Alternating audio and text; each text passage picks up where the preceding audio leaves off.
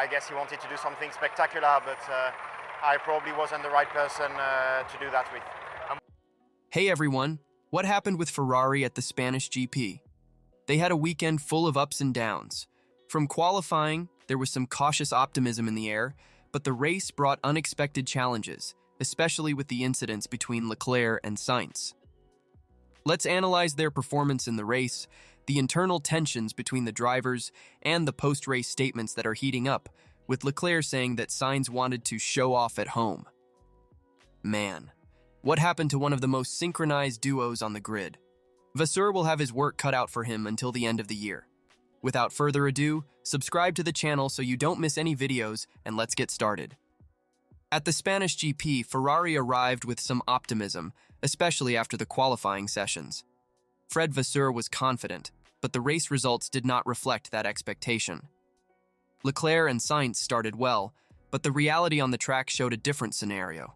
Ferrari ended up finishing in 5th and 6th place, with Leclerc almost managing to overtake George Russell at the end of the race.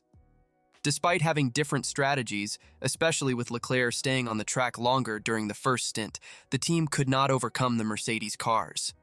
The lack of pace at crucial moments was evident, and this directly impacted the final result.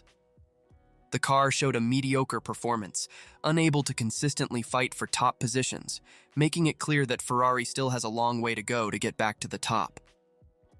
Now let's dive into what really set this race on fire: the incident between Leclerc and Sainz. Now, let's talk about the most tense moment of the race for Ferrari. Right at the start of the race, in turn 1, Sainz made a bold move to overtake Leclerc. This maneuver resulted in a slight contact between the cars, which ended up damaging Leclerc's front wing. Leclerc was not happy with this move. After the race, he clearly expressed his frustration, saying that Sainz should not have taken such a risk at that moment, especially when both drivers were instructed to preserve their tires on the final corner. From Leclerc's point of view, Sainz was trying to show off in his home race, which ended up harming the team's performance. Sainz, on the other hand, defended his action.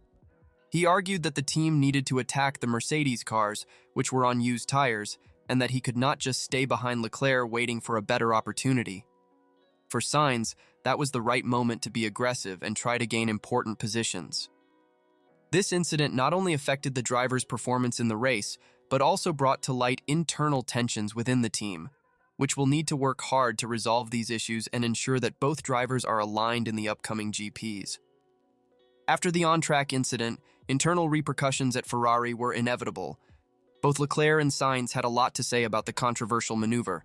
Leclerc, visibly irritated, openly criticized Sainz's decision to take such a risk, especially considering the team's instructions to preserve tires at that critical moment in the race. He did not mince words, stating that Sainz was more concerned with impressing the crowd at his home race than following the team's collective strategy. Sainz, on the other hand, held his ground. In his post-race interviews, he explained that, from his point of view, the maneuver was necessary to try and gain important positions against the Mercedes cars. Sainz felt he had the opportunity to overtake and could not waste this chance, even if it meant taking some additional risks. Frédéric Vasseur, Ferrari's team principal, tried to downplay the situation, suggesting that the light contact between the cars was not the main factor for Leclerc's 5th-place finish. He pointed out that there were several moments during the race where Leclerc could have lost time, and that the team needs to focus on improving their performance in qualifying to avoid relying on risky strategies during the race. Vasseur also emphasized the importance of maintaining a good relationship between the drivers despite the tensions. He believes that internal competitiveness can be beneficial for the team if well managed. Ferrari will have to work hard to ensure that these tensions do not affect the team's performance in the upcoming GPs. Now, let's explore the ongoing challenges Ferrari faces and what they are planning to improve in the coming races. The challenges Ferrari faces are significant and go beyond just the incidents between their drivers. The team has been struggling to keep up with the pace of the main competitors, especially Red Bull and McLaren. At the Spanish GP, this became evident once again. Despite initial expectations, Ferrari was unable to compete consistently for the top positions. Carlos Sainz specifically mentioned Ferrari's difficulties on tracks with medium to high-speed corners, such as Barcelona. He highlighted that while Ferrari could be competitive on circuits like Monaco, where corner speed is not as crucial, they struggle on tracks that require a more balanced performance. This is a crucial point that the team needs to address if they want to improve their position in the championship. Frederic Vasseur is aware of these challenges and is already looking to the future. He expressed confidence that the team will perform better at the next GP in Austria, especially due to the sprint format and the characteristics of the Spielberg circuit, which may favor the Ferrari car. Vasseur also highlighted the importance of improving their performance in qualifying because starting further up the grid makes race strategy easier and reduces the need for risky maneuvers.